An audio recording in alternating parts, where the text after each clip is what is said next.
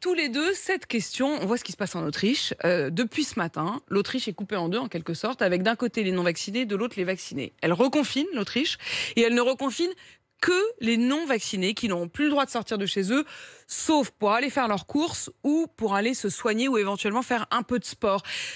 Est-ce que ça vous paraît choquant de dire aux non-vaccinés, écoutez, vous avez choisi de ne pas vous faire vacciner, quand ça monte l'épidémie, vous restez chez vous? Fatia. Écoutez, nous, on a choisi un moyen un peu plus subtil, mais qui arrive à la même, pratiquement aux mêmes effets, c'est-à-dire avec le passeport vaccinal. Les gens ne peuvent pas aller au restaurant, les gens ne peuvent pas aller dans les bars, les gens ne peuvent pas aller au cinéma, les gens ne peuvent pas prendre l'avion ou faire des trajets longs. Voilà, c'est une manière détournée. Mais je trouve quand même que notre façon de faire est quand même un peu plus acceptable, socialement acceptable.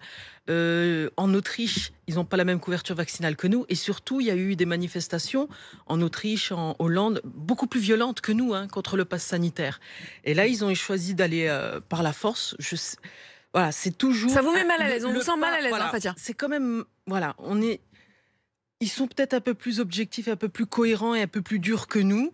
Après, ils ont beaucoup plus de non-vaccinés, il faut le rappeler. Il n'y a que 65% des Autrichiens on a qui ont eu 75. C'est 10 points d'écart. C'est 10 points d'écart quand même, c'est 10 points d'écart. Est-ce que vous êtes aussi mal à l'aise, Thibaut de Montbrial? Moi, je suis pas du tout mal à l'aise. Je pense qu'être citoyen, c'est avoir des droits, mais aussi des devoirs.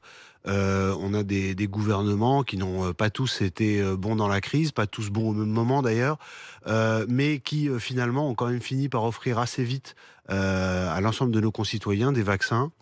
Et la question, c'est la saturation des hôpitaux, c'est toujours la même. Donc qu'est-ce qu'on fait? En France, il y a eu beaucoup d'aides publiques pour maintenir l'économie à flot, et maintenant on a rouvert, mais on a rouvert avec toujours cette épée de Damoclès du virus au-dessus de nos têtes, et on fait ce qu'on peut. Moi, je pense que le pass sanitaire, c'est la moins mauvaise des solutions, et que ceux qui estiment ne pas devoir se faire vacciner, mais ne peuvent pas gagner sur tous les tableaux. Donc qu'ils aient des restrictions par rapport à ceux qui sont vaccinés, et ce pass sanitaire permettant une fois de plus à poursuivre l'économie de la restauration, du spectacle, du sport, etc.